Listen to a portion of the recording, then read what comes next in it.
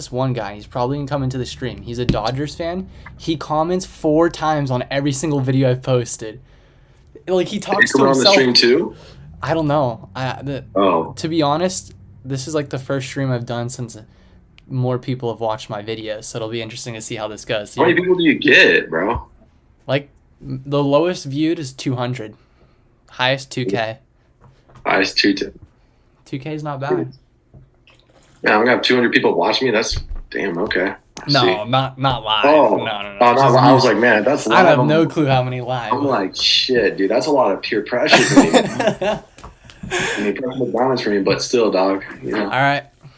John Garabedian, episode number 3 of the Friar Friday podcast. Now, this is an elusive guest, one of the stars of Big Till. I had to get him in here. Dude, look at the fit. The fit's clean. You already know what he's here for. You already know what's going on. There we go. And this is a guest that, first of all, the first guest I've had that came in sending me research. He was researching. He's ready. He's got more content prepared than I do. But yeah, let's go ahead and hop right into it. So first of all, let's break down the Suarez signing, because that's what's on everyone's mind right now. We got 5 years, 46 million. Guy throws 100. I'm a good reliever. In first year, and he was pretty electric, man, especially postseason. I mean, besides the Harper home run, I mean, dude, lights out. Even the regular season, I'm pretty sure his regular season ERA was below 2 if he didn't give up those runs in the first game of the season. Dude. I mean, I remember the first game of the year, everyone was just bagging on him because he just gave up that 3-run shot, gave up the game, and I thought he was so bad. I thought he was so bad. Dude, I remember. But man, everything afterwards completely shut down. I mean, completely elite, huh? Yep, electric stuff, man. That's a great signing. I mean, 5 years, 46. I mean, dude, Drew Pomeranz is on 9 million a year, and that guy's pitched what 30 innings for us in 2 years. That's kind of a question I was gonna have. Do you have any? First of all, so you're happy about that contract? You're great with it. 31 years, 32, 31, 32, 5 years. That's a long time. I mean, it is a reliever, you know. Yeah, it is, but I mean, it is a long time. But I mean, as far as what he's showcased, I mean.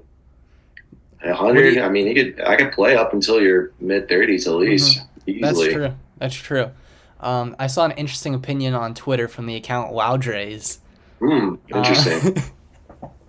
Loudres was saying that he can't throw a breaking ball. Do you think a breaking ball is necessary to his repertoire? I mean, what happened with Trevor Hoffman? Trevor Hoffman was a fastball changeup guy, and that guy was insane. He was just a changeup guy. Let's be honest. Same thing. I mean, you only need one pitch to be a closer.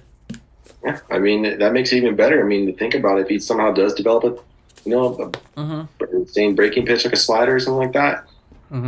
For sure. Exactly. Do you think? What do you think the budget outlook is going to be this year for the Padres? We've already spent $9 million. Obviously, we don't know the amount on Nick Martinez, but we know Nick Martinez is going to re-sign. He's not going anywhere else. My guess is $10 million a year. That's just my guess. Yeah, that seems about ballpark. That seems about ballpark. Roughly. Yeah. But what do you think? Do you think there's room for other moves? Do you think it's going to be mainly through trades, or do you think Papa Pete's spending? I mean, I think he's going to go for it this year. I don't think he's going to go like insanely way over the Lux, this year, but. I can definitely see probably approaching maybe 245, 250 again. Easily. I can see that, and then if he's going to be spending that type of money, there's a lot of options. I kind of like where the Padres are at. I mean, you got a bunch of athletes on the infield position that can play even in the outfield, and I mean that's actually kind of the great thing about this offseason, where anyone could be a fit. Honestly, I mean, besides your third baseman practically, and then. Mostly like your aces and stuff like that, but it never hurts to get more aces. Especially the playoffs. Exactly. I think if we had a good fourth pitcher, we would have swept the Dodgers, because we probably would have beat the Dodgers in Game 1. I was at Game 1, and the Dodger fans just kind of had this feeling. They were like had this feeling when we scored 3. Remember when we scored 3? And the only reason that went down the drain was because Myers like hit into that insane double play. It was pretty insane looking back at it. But I could see the feeling on Dodger fans' faces, like looking around. I was kind of smiling because they were like, oh shit, we may blow this game. And then kind of walking out of the stadium, every single Dodger fan was going crazy. Let's go Dodgers, like, and they're yelling at me. And I was just smiling. I'm like, you guys barely beat us when we were pitching Mike Clevenger and you were pitching Julio Urias. You guys aren't going to win another game. Yeah, that game they should have blown us out. That was a game that they should have had wrapped. Yeah, when they went up 5-0, I thought they were gonna finish beating us like 8-1 or something crazy like that. But then I saw us clawing back in, and I was like, oh, we're not gonna be done in this series. Oh yeah, easily. You split it up in LA. I mean, from that point forward, it was like they were fighting for home field at that point to get back, but it wasn't gonna happen, especially with the way. Musgrove's been pitching, especially with the way we've had our pitchers throwing that postseason. Yep. So, if you're looking at, and my point was, we need to find someone better than obviously Mike Clevenger to be the fourth pitcher in the postseason. And keep in mind, the guy doesn't. I like to reflect on it and look at the Phillies rotation. Their fourth guy was Syndergaard, which is kind of crazy that they made it as far as they did with their fourth guy being Syndergaard. I mean, they avoided pitching him for the most part. They really did. They did a good job at it. And that's part of the reason they lost in the World Series was because they couldn't win games like that. But a better example is Ranger Suarez. This isn't a guy, when you hear his name, he's not a guy that's big game mentality, but he performed in that series insanely well against us. So who do you think could be the Padres' Ranger Suarez in the fourth spot this offseason? Who do you think Preller's going to look at getting to fill that void? I mean, as far as your Ranger Suarez comp, I mean, he's obviously not in a rotation, but like Nick Martinez, that guy is like a Ranger Suarez type. Innings out of the bullpen, he can start games if you need him. But as far as what I want San Diego to transition from is instead, thinking of doing something like putting Nick Martinez, almost like a Ranger Suarez type, in the fourth spot. Dude, get someone that's established. It never hurts to have four big dudes at the top of your rotation. Mm-hmm. Who would that guy be in your mind? I mean, there's plenty of options out there. That's the good thing about free agency. I mean, you got Carlos Rodon's available. You got Jacob deGrom that's available. I mean, that's going to be big bucks and stuff like that. So if you don't want to, obviously you want to keep your guys and stuff like that. You want to just get someone. As far as the guy I was hearing about was the dude from Japan's. How do you pronounce his name? It was like Senga. Kodai Senga. I can't pronounce it. Senga. Yeah, I honestly, I mean, the more I was looking at it, I was given some information by Big Rye. Big Rye? Yeah, Big Rye. Yeah, I mean, guy gets up 100 mile an hour fastball, gets up to 102. I mean, his splitter, literally tumbles off the table. That splitter was pretty nasty. Yeah. If he could throw that a little bit harder, that's nasty stuff. Yeah. Well, so let's say you do sign him, and there's kind of been like a random guesses of how much he's getting. What is the max amount of money you're willing to give Kodai Senga? Because he's coming for a 3 to 5 year contract. But what are you giving him AAV wise? He's only 27, 28, I believe. 27, 28. I mean, AAV. I think the 15 to I'll put it like 14 to like 16. 14 to 16. 14 to 16. Interesting. That's a little bit more than I was willing to give him. So that's interesting. Yeah, he looked on the stuff plays on it. It does. You see how Robert Suarez came over? His stuff played, and he only throws 2 pitches, and both those pitches are really good. Mm-hmm. And it looks like he has a really good fastball and a really good splitter. Which that if you have 2 really good pitches in MLB, they can play. Yeah. Especially if you have a third pitch like his, or he has a third and a fourth. I think he has a curve and a slider.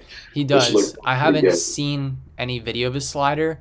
Rye told me that his slider is pretty mediocre, but this is the big thing, and I was not crazy on Kodai Senga, and I wouldn't mind getting him, but I just feel like his price point's going to be extremely high. But when I was watching him pitch, my best comparison for him was he reminded me of Ohtani as a pitcher when he first came over. Because Ohtani has a great slider now. We all know that. But Yeah, Ohtani didn't have that slider till he came over here. exactly. So I like it, but the thing, another thing, when I was thinking about, you know, pitchers that came over from Japan recently, it seems like these pitchers have performed terribly in the beginning when they first show up here, and then they kind of Yeah, get settled in. I heard it's something about the baseballs, which is weird. I don't know what it has to do with the baseballs, but I remember Ohtani had time on the IL right away because he hurt his hand from the baseballs. I remember that. But just kind of like a crazy thought process. But let's go ahead and talk about another target. What do you think about Jesus Luzardo as a possible trade target? Jesus Luzardo, I wasn't that high on him, but does have good stuff. It's just that I personally, for one, I've never seen him eat that many innings, so I'm worried about, because obviously you got to, when you're in order to get to the postseason, you got to play the regular season. You need guys that can give you those innings, And I feel like a good thing about this year is that we had a lot of starters eating a lot of innings, so our bullpen wasn't being taxed as much. So when postseason came around, those guys were fresh. Yeah. I honestly, come postseason time, I wasn't seeing Robert Suarez hit like 102 in the regular season. I did see him hit 100, on occasion, but he was throwing 100, 102 the entire outing. Yeah. Same thing with Hader. Hader didn't see that many innings up until the very ending part of the year, and then that guy just rolled 100 miles an hour out of the bullpen. I think he threw more pitches above 100 miles an hour this in the postseason than he did in his entire career beforehand. See, the interesting thing about that is I heard a lot of people are crediting it to Ruben Niebla. They said that Ruben Niebla helped him change something in his delivery that made him get up to 100 consistently. I can see it. That guy is good. Yeah, Ruben Niebla is he's very good hiring. Very good. He's unlocked Joe Musgrove, I'd say. He's unlocked, say, even Snell in some sense too. He's unlocked something in Snell where he's attacking more guys and giving them that confidence. And you've seen it, when he's confident, that guy can shove. So it's really good. Exactly, 100%. Is there any other pitchers that come to mind besides Kodai and Luzardo that you'd be interested in seeing play for the Padres in 2023? Let me take a look at the names I got here. Let me see here as far as my starters go. So, there's interesting names out there. Taijuan Walker, he was decent. He was really good in 2021. But besides that, honestly, you got Tyler Anderson. I feel like he's going to kind of regress to the mean. He's never been that great of a pitcher up until this year. So I feel like it's just, there's going to be targets where, it's guys are going to be having to bet on to go a second time around of having a career year. So, but for sure. Jesus Luzardo, I would say, for a 5 guy, has a lot of potential. I could definitely say, if you want it. You would put him behind Nick Martinez? Jesus Luzardo? I would put him in front of Martinez, honestly. Yeah. I would put him in front of him. You could have Nick Martinez be a 6 if you want, or you can go out and get yourself even a 6 pitcher, honestly. Yeah, the thing that I've been debating with Martinez is I think he's signing here to be a starter because he's going to get starter money. I'm not saying he's going to be a starter come postseason time, but this is what he's doing to get paid. He's not a bad starter. I know we haven't seen him start in a while. He's a good starter, but he's electric the first time through the order. He kind of slowly falls off, and that's why he's so good out of the bullpen. Exactly, and honestly, that's why I think having him in the bullpen is the best thing to do for him, because when he was starting, I recognized his stuff. He wasn't, going. He's not putting as much energy and much effort into each pitch. Whereas you coming in, one time through the order, and the guy can throw as hard as he wants, with as much emphasis, as much effort. So that's why I like Martinez as far as being, a guy that can eat up multiple innings at one time. But as far as a starter, if you do need him, go ahead and use him. But I would keep him. You'd keep him as a 6? A 6. You can keep him as a 6 guy, and you can eat, maybe 4 innings, 4 or 5, and then have your bullpen. So if you're drawing up the rotation for the Padres realistically next year, what's your 1 through 5? And I guess you're going to put Martinez 6, so we'll say that they're going to have a 6-man to start the year like they did this year. Yeah, I mean, as far your 1, 2, 3 is going to remain the same unless you get like one of these top guys, as far as Rodon or like Degrom. But Uh-huh. I mean, if you're gonna, I would put Darvish one. You know, I would still keep Snell at two. You have Musgrove be three, and then four. I mean, if you go out and get some guy like Senga, you could put him at four. Five, you could put Luzardo. Six, you could put exactly. You put Nick Martinez there easily. What would you be willing to give up to get Luzardo? Luzardo. That's the thing, bro. I mean, honestly, I don't. As far as the value goes, I would probably at most probably give up maybe like a guy like Kim personally. But I honestly haven't taken that much look into his value. So, but Yeah. there are guys who can trade away. I'm honestly, I don't want to touch any of the top prospects because I mean you're going to need people that are going to fill out the roster and keep some guys on cheap contracts. Yeah. When we going for it consistently, throughout the decade. So yeah, that's definitely on the rise. You keep those main dudes. For sure, that's the plan. I like that rotation. I like it. Now we're gonna go ahead and talk about the outfield. I'm interested in your opinions about the outfield. First of all, is Grisham a Padre next year? That's the first question. He's on a cheap contract, so I think it leans towards him staying because it's like he's not going to be being paid at probably over like $5 million at the most. So I think they're going to keep him just based off of that fact. His projection $7 million. $7 million according to Spot Rack. Yep.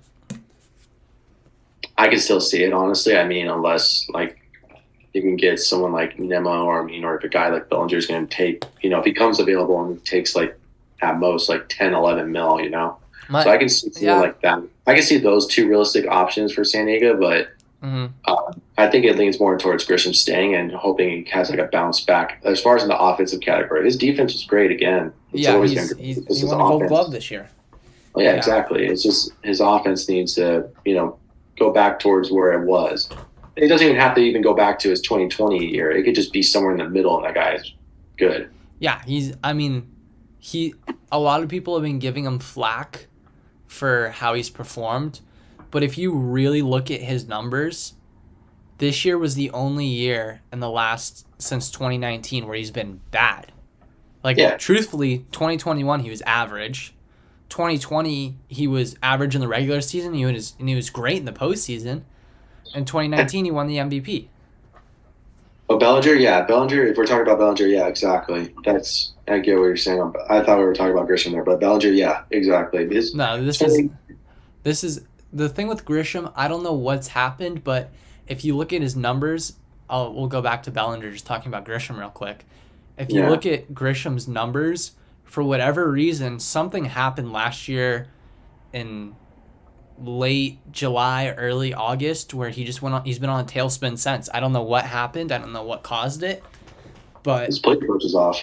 It's his plate approach. He takes too many pitches, and he's being very too selective as far as a hitter. That honestly, they're gonna just throw heat at you mostly because you're the bottom of the order on it. They're just trying to get you out. Really, they're not like Tatis, Machado, or Soto where they're going to be pitching around you. They're going to be going attacking you mostly.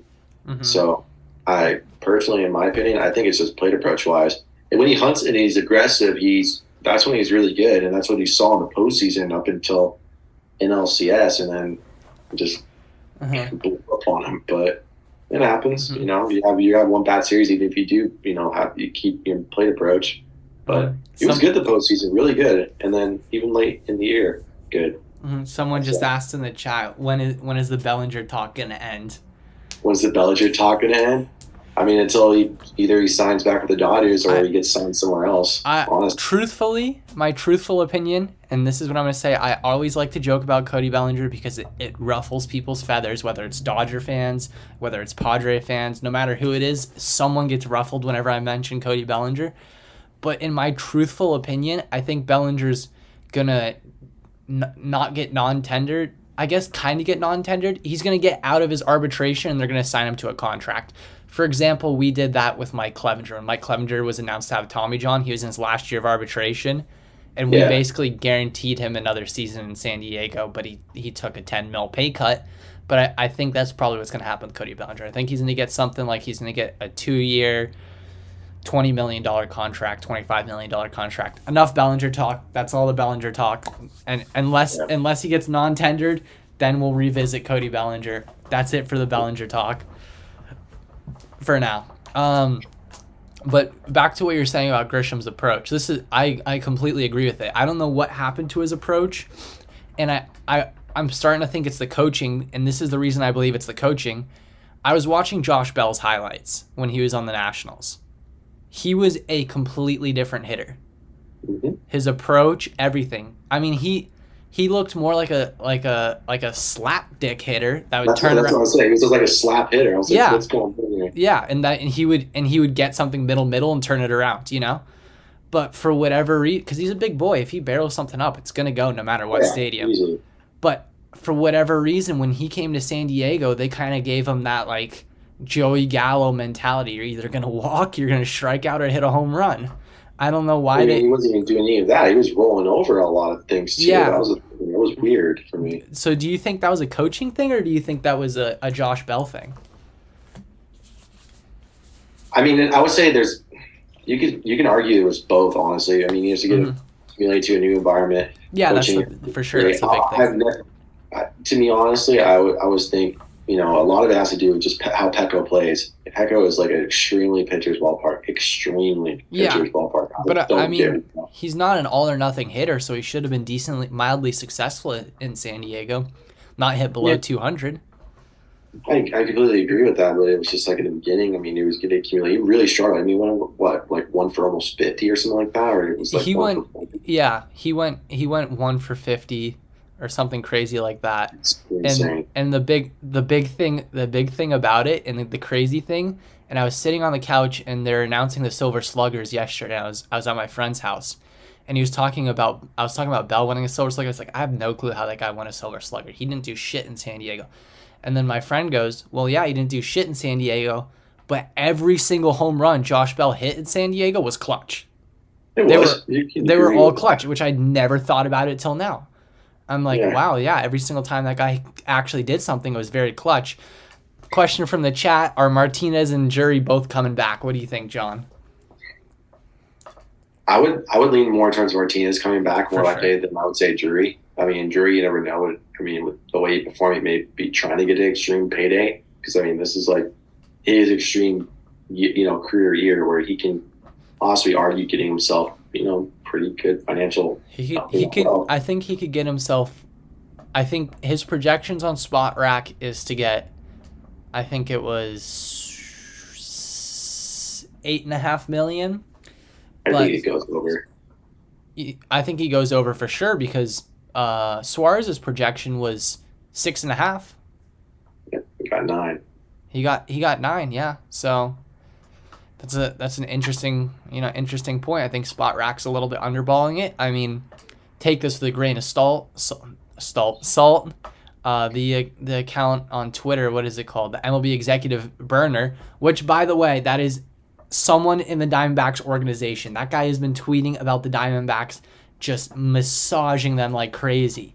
He's been nonstop Diamondbacks. Oh, they could get Pablo Lopez. They could do this, and that. And he was the first person to break the Cole Calhoun trade.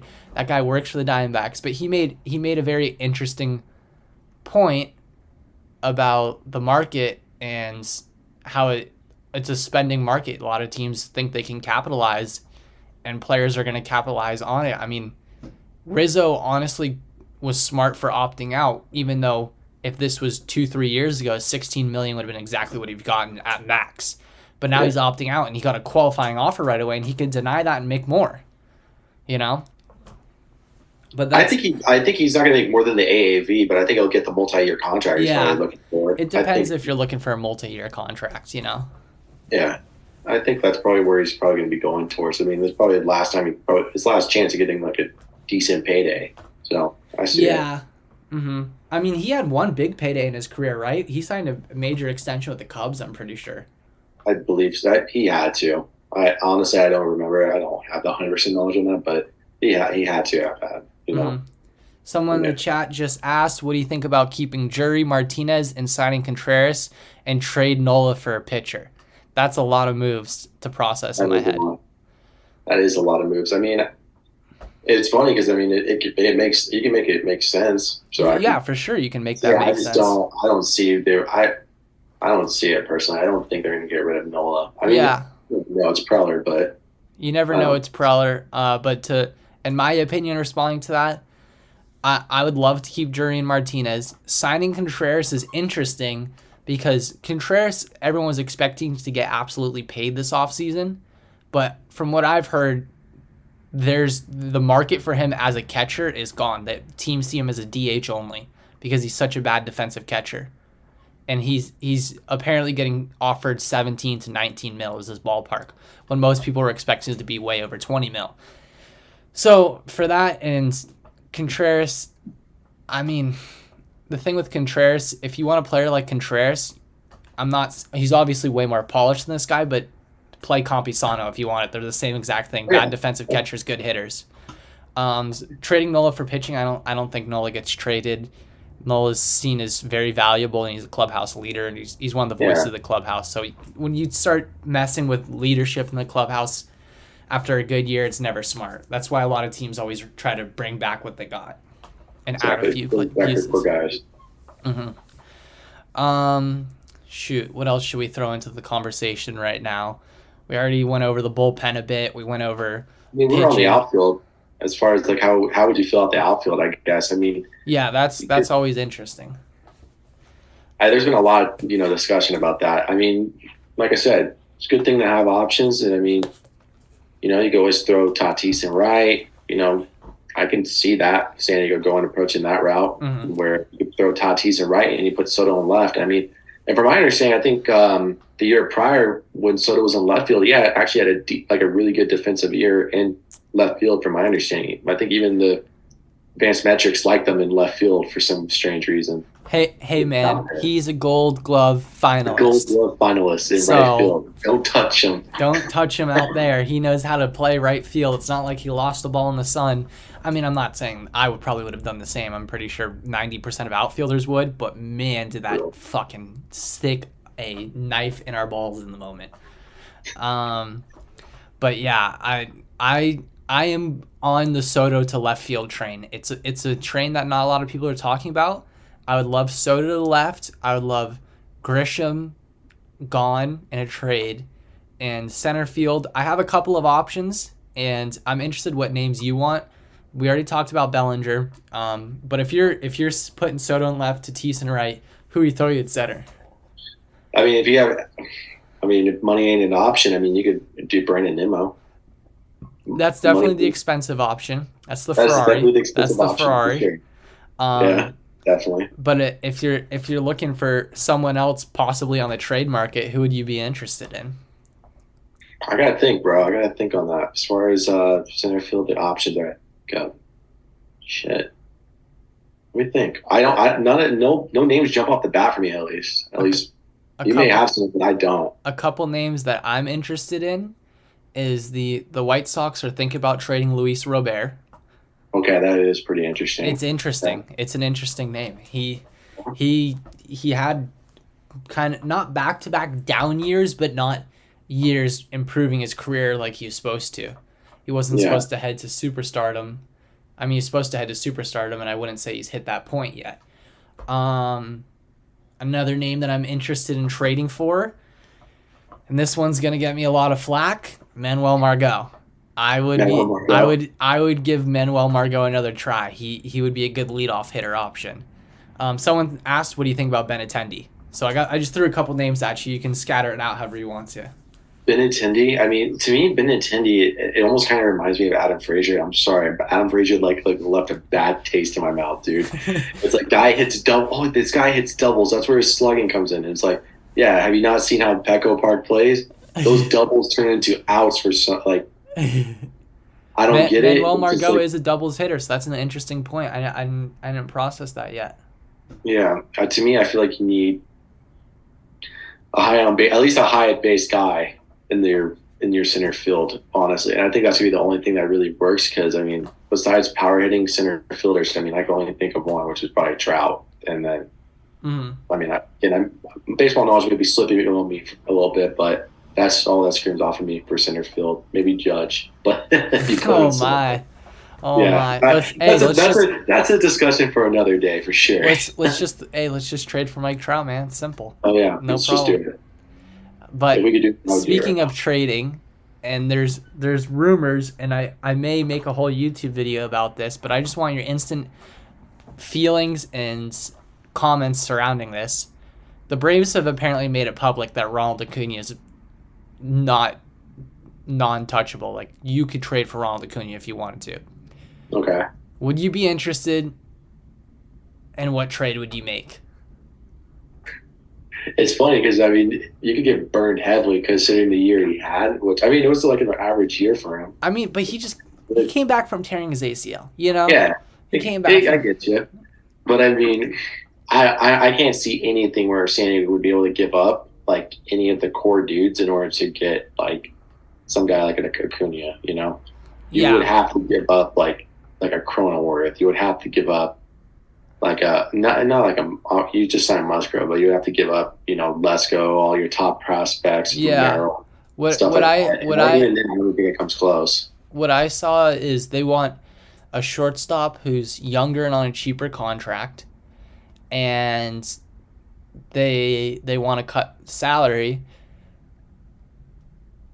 Two things that came into mind for me was, one, you could try to trade basically Ha-Sung Kim and Grisham and the whole farm, the rest of the farm. And this is going to be the weirdest one, and I know people are going to get mad at me when I say this, but this is a thought that I want to throw in the realm, and I am about to hear it from every person that's ever going to hear me say this. I may be willing to trade a Tatis for Ronald Acuna. People are going to think I'm crazy. People are going to think I'm absolutely crazy. And I'm not saying Ronald Acuna is better than Tatis. I'm not saying that. But in my mind, Ronald Acuna signed a 9-year, $90 million contract, right? He's on dirt cheap money. Yeah. And you said Ronald Acuna, he had a mediocre year. Tell me what type of year Tatis had. Yeah, no season, bro. Yeah, no season. No season. Now, when you do that, you free up money, and you could probably get Efren Contreras, or is it Efren's? It's one of the Contreras brothers. There's a lot of Contreras brothers. I don't know what is the guy's first name is, but the Contreras on the Braves to DH. Is it William? Yeah, it is. It's William. Yeah. Contreras. Efren's a prospect in the Padres system that's related to William, by the way. Either way, I'm just saying you get him, and you get Acuna in exchange for Tatis. And then you're like, well, I have a hole at shortstop, or because your hole in center field's gone. You have Acuna in center, you know? Yeah. Well, maybe I don't want to start Kim.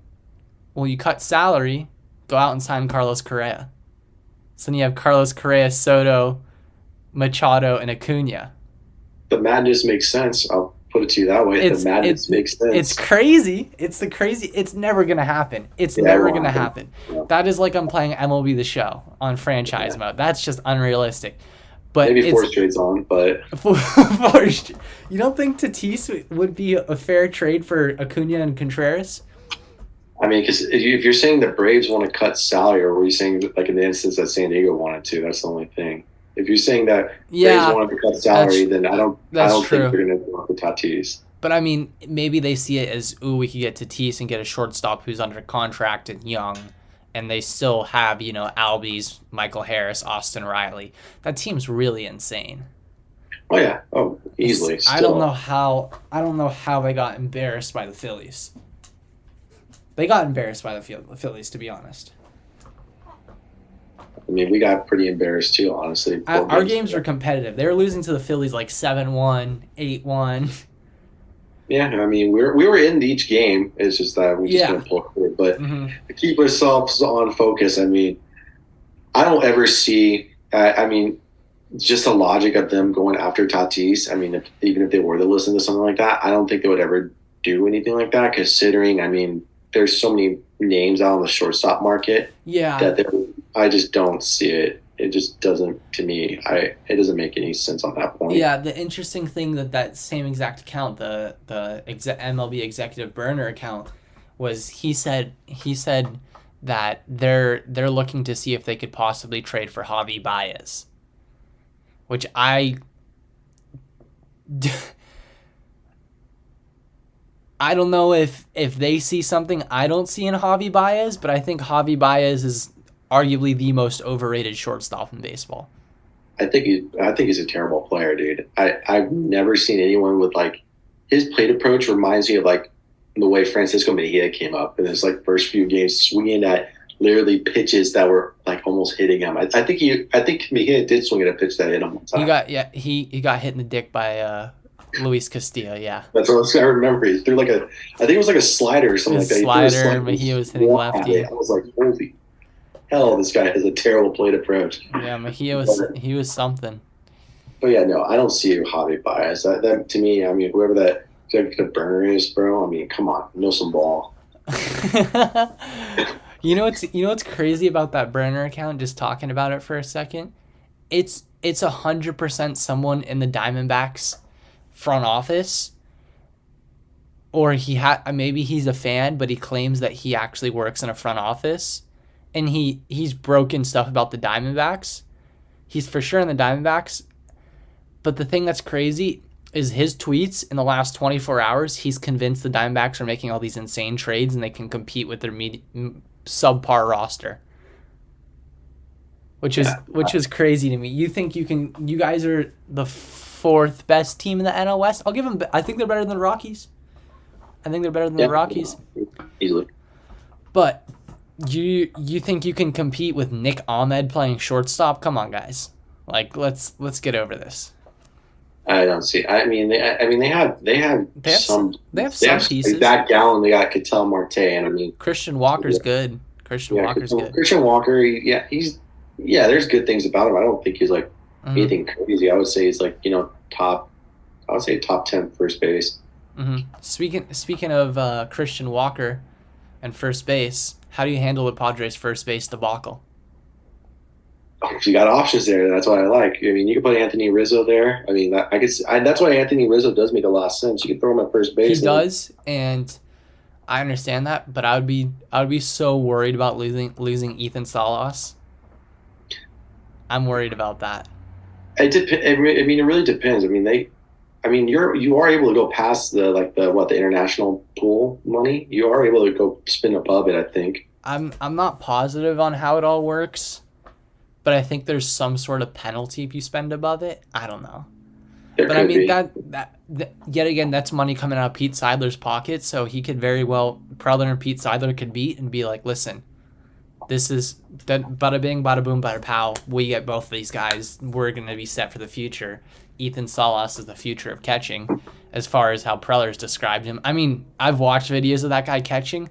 He's fucking. I was watching videos of him when he was 14. He's 16 now. I haven't seen videos of him since he's 16. But he literally was insane. He just was skinny. If he got bigger, like if he put on more muscle, he's gonna be something. He's gonna be special. I think I may have seen like an IG video on him a couple of years ago.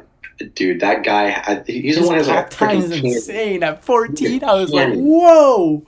Yeah, that guy is a cannon. It's ridiculous. I've never seen anyone have like that type of arm. That's the type of arm I wish I had, Exactly. So, mine ends up being like a noodle arm, but I was like in shock. I was like, damn, this dude can throw the baseball. I was so surprised by it. But yeah, so Rizzo's an option for sure. Any other options that come to mind?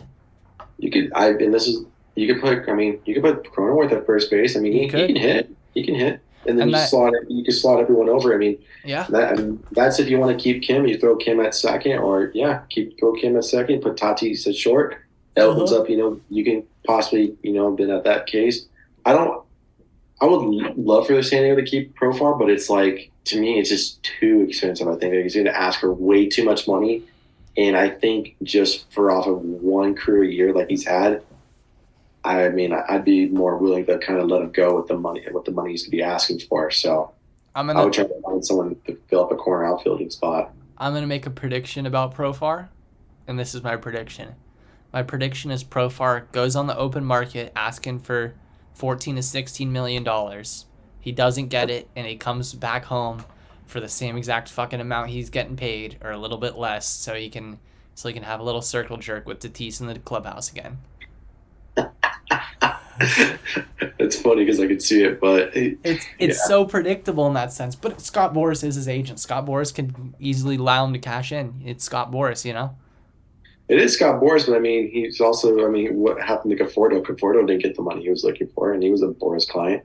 Well, the thing with Conforto is it's a little bit different because he's coming off of a major surgery, and his shoulder surgery that Tatis had, or was supposed to have. Tatis hasn't had it yet. But this shoulder surgery ruined what Chris Bryant was supposed to be. I'm not that Chris Bryant's a bad baseball player by any stretch. He's above average. He's good. But he was going to be a top 5 player in baseball if his shoulder didn't get fucked up. He lost all his power. His power's gone.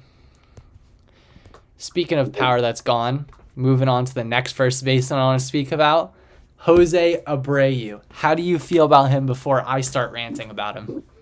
I want to do Jose Abreu. The guy, he looks like he's just completely sapped out of everything. Like he has no power behind his swing at all. Yep. He is 35 years old, and people want to sign him to a 3-year contract. Yeah, no. Not even close. I am completely against it. You want to sign a guy that's 35 years old to play baseball till he has 0 testosterone left in his system? Like, what are we doing here, guys? At $16 million a year? Completely agreed. I understand he hit 305 this year. I understand that he was at 305, which it's impressive that he hit 305. That's great for him. But I'm sorry, I can't do it. I cannot do it. I do not have the patience, the time, the everything to have Jose Abreu come in and be Jose Abreu that's going to fall off in San Diego. Because it's very predictable. He's going to hit like 8 home runs and hit 240 in San Diego. Well, yeah, that to me, that it screams like exactly that. Hardly any home runs, 240, because he can't, those doubles and singles he was getting are not falling through. Yeah, exactly. Yeah. Yeah, and keep in mind, Josh Bell hit the same amount of home runs when he was on the Nationals that Jose Abreu hit the whole entire season. And Josh Bell hit 15 home runs in the first before he was a Padre. He hit 3 in the regular season when he was a Padre. So imagine what Jose Abreu is going to do. He maybe he won't even hit 1 at Petco Park. I can see it the way Petco's been playing. Yeah, exactly. I'm messing around. Listen, a blind person's going to find something at some point, you know. Yeah. So what's the saying? A blind dog will find a bone at some point, or something like that. I believe. I'm not sure. Broken clock is right twice a day. One of those. Yep, that works too. 2 home runs. 2 home runs this year. If we sign Abreu, for people want to sign him for up to $18 million a year. Who the fuck said that? I saw it on Twitter. I don't know the account off the top of my head. Someone needs to tell me. Someone needs to message me. I gotta message this person. I gotta be like, what the fuck are you on? You want to pay Jose Abreu $2 less million than what we could probably get Rizzo for? Yeah, that makes no fucking sense. Rizzo would sign 2 years, $40 million. Easily. He would get more AAV and he'd get a multi-year contract. Exactly. He would sign that. So why would, and he's not 35. Exactly, and I think he can still play first base pretty decently too, from my understanding. Oh yeah, Abreu can't play first base. Abreu's a DH. He's a DH now. Now going back to the outfield, speaking of people that got extended qualifying offers, there's one other person, Jock Peterson.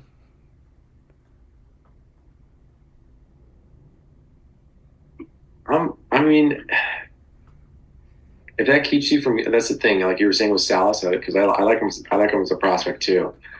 I mean, if that keeps you from not getting him, then I'm like, I would say probably no. It's not worth it for Jock Peterson. I think maybe for Jock Peterson looks so out of shape, dude. That guy looks like a fucking Oompa Loompa out there. That's what I said. I called him. Someone was talking about it in a Twitter space. They're like, oh yeah, we should go after Jock Peterson as like the McDonald's muncher.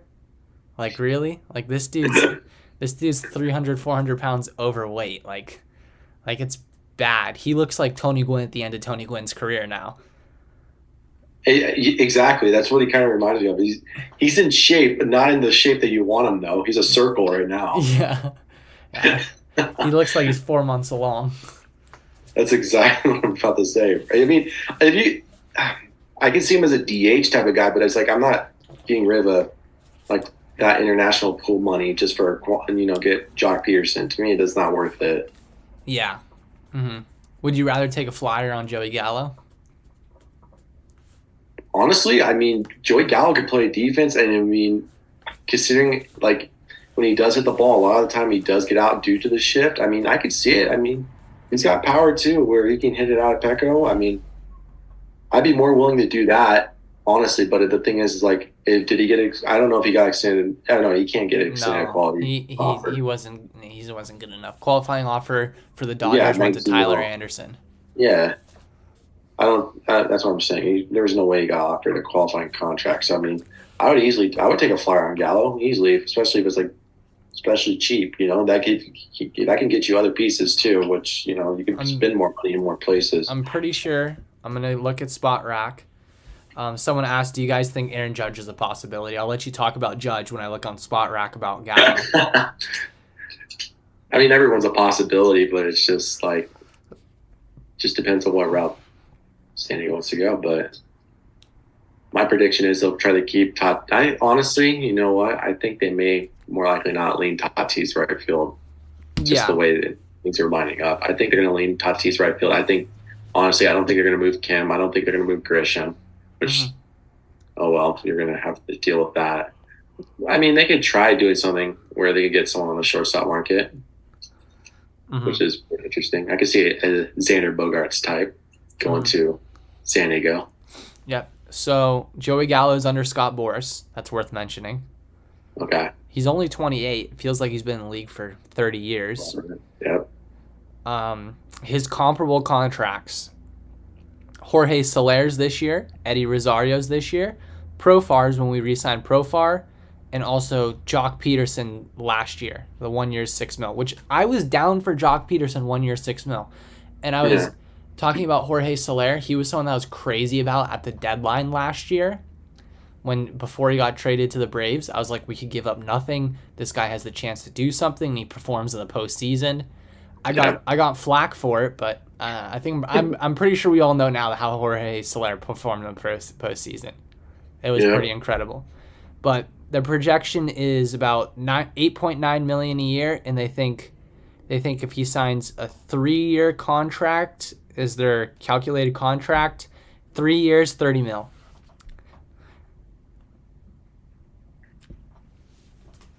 I would try. I mean, if you could get him for 3 and 24, 3 and 27, I could see it, honestly. I mean, and like I said, if he performs, great. If not, at least he's still starting and he plays defense. But I think honestly, with them banning the shift, the guy hits the ball hard every time he makes contact. So I could see him finding a lot more holes and probably hitting close to maybe actually where he probably started at the beginning of his career, 210, 222.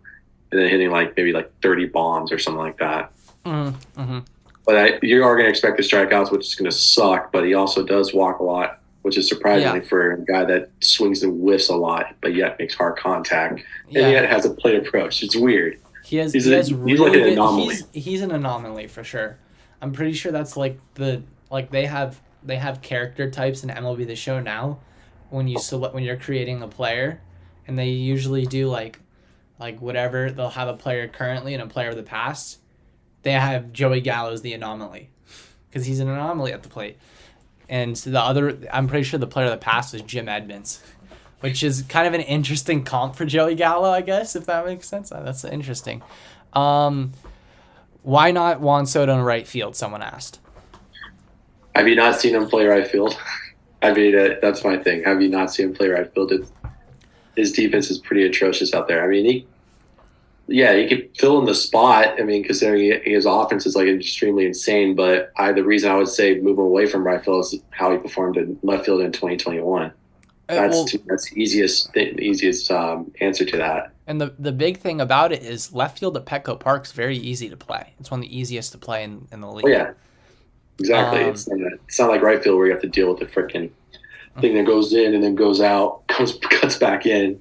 So, and this person also feels like we can extend Juan Soto at the end of 2023. I mean, I've said this since we traded for him. You don't trade that much prospect capital without thinking you're signing him for the rest of his career. Agreed. It's tough to work with Scott Boras, but we've gotten it done multiple times before, so it can always happen. Yeah, I mean, it's not like his clients have always dipped away from his teams. I mean, Strasburg stayed in Washington. I mean, that was again a terrible contract for Washington, considering how his injury luck has been. But yeah, I mean, but I think definitely. I mean, if you throw $500 million in front of Juan Soto right now, I bet you probably still telling Boras, "Hey, let's take this." Like, yeah, you never know. He already shut down 450. You turn down 450. You offer him 50 more and see what he does. I mean, it's gonna be up to him if he wants to bet on himself more, and if that's the case, I mean, he probably plays into the market going down. So, yeah, I mean, the interesting thing about that Juan Soto offer from the Nationals is he said he was willing to accept it, but he didn't want it to be as backloaded as it was. Like this year, he was going to get like 7 million, 7 million, 7 million, and then it would progressively get more and more and more. Yeah. But so in that case, Tatis is very backloaded. So would you try to counterbalance it and front load Soto's contract? Yeah, I mean, sorry, I got my dog in the background. It's all good. It's okay. Place, but yeah, no. I would say with Soto, I mean, you could try to front load it to balance it out, but I mean, then again, it just depends how much Pete wants to spend, actually up front. So I would agree. You try to front more. I would say not more front loaded, but you would. Kind of have it more balanced out towards it being slightly maybe backloaded. That personally for me, you always have to backload it usually. Yeah, that's what was my thinking on it. And then if anything, you could always kind of try to get rid of the contract, but more likely not, it's going to not turn out that way since as soon as these players get older, it's harder to trade them away with that amount of money. Yeah, Pete Seidler's off the meds right now. Pete Seidler said. He said when they were like, oh, so what do you think about extending Soto? He's like, well, you can't take money when you're dead, so might as well spend it. I was like, oh, okay. Good to hear from you, Pete. Yeah, Pete's great. I love Pete. Yeah, it's the first good ownership group that San Diego's had in a long time. I'm pretty sure ever, honestly, ever. No, he's the best one ever, I would say. The amount of money this guy is willing to spend, I mean, he puts his money, right where his mouth speaks. Puts it right there. Like I want to beat the dragon up north. He goes, all right, I'm gonna spend this money. And boom, what does he do? Beats the dragon up north. The dragon's up the. The dragon is what they call him. I can't believe he came up with that. That is, someone must have told him that. There's no way he came up with that. That was a good one. I will give him props for that if that was the case. Couple more topics to discuss before we wrap it up here. Is there anything off the top of your head you want to share right now that you feel about the Padres next year in this offseason? I think next year is going to be the year they get through, honestly, because I think they're gonna have a really big offseason. It's gonna be a lot of moves. I mean, you may not see extremely big names, but there's gonna be a lot of moving pieces. A lot of moving pieces. Mm-hmm. So speaking off of that, the feeling that I kind of got coming into this offseason is I kind of felt like it was going to be like the 2020 deadline. Because that's an interesting one for me because we made moves, but it wasn't like, besides Clevenger, it wasn't moving. It was moving rocks, not moving boulders. Clevenger was considered a boulder at the time. He was considered to be the best marquee pitcher in that trade window. But I mean, getting guys like Austin Nola, that's... Whether what you think of Austin Nola and that trade period, looking at the time, that was a smart trade. You got a catcher that's never going to see outside of arbitration in his career because he's old. Yep. And he's a catcher that gets along with pitchers, and he's a consistent hitter. It was a smart trade in the moment. And I think Austin Nola is probably a top 10 catcher in baseball. That's kind of an interesting question. He's on the border. To me, it's just the defense part. Just his thing is like, can't throw out runners. I mean, his framing is average. He can. I mean, consistently in the playoffs, though, he can hit like quality pitching extremely well. He doesn't have that much power, but he's a consistent hitter, and I mean that's something, there's a presence there when he's up. Like, hey, this guy could drive and run because he just puts the ball in play. He does drive in runners. Someone asked me during the postseason if you're looking to get a single from one hitter, who do you want at the plate to score the game tying run? Austin Nola was one of the first names that came to my head, which is crazy. I also threw Cronenworth in there, and Cronenworth did that. Oh yeah, Cronenworth was extremely clutch in the postseason. Extremely clutch. Two-time All-Star. Two-time. I call him Mr. Two-time. Mr. Two-time. Mr. Two-time Cronenworth. Yeah, I mean, I think it's going to be a lot of moves that aren't like eye-popping, but moves that are like, that was a smart move. Yeah, exactly. You need a lot of those moves in order to even get to position where the Padres are at. So.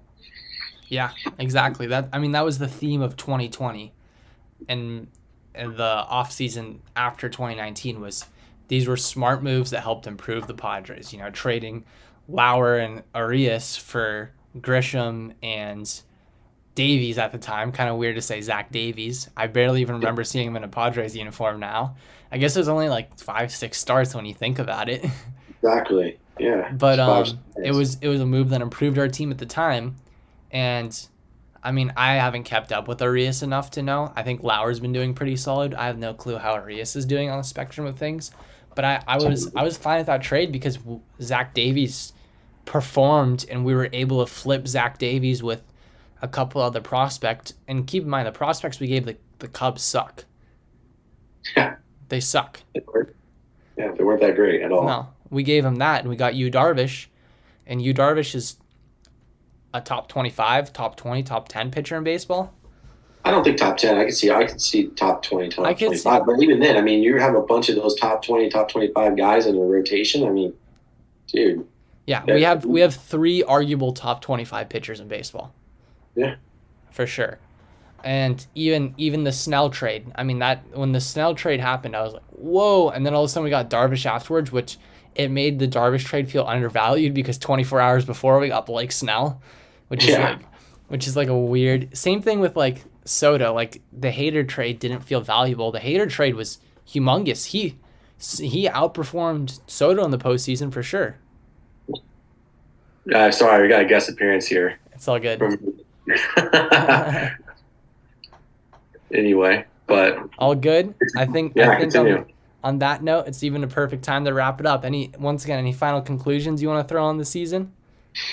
The off season, I should say. Oh, on the off season, on final conclusions. I mean, I just hope it's a very active one. I don't want to be bored on Christmas Eve. Christmas Eve was very active. That was Christmas Eve, huh? I thought it was Christmas Eve. Yeah, or very close to it. Yeah, for sure. 2020. Well, thank you so much for coming on. Episode 3 of Friar Friday. Not a better guest than the Garabedian. You already know. If you guys want to follow him on Twitter,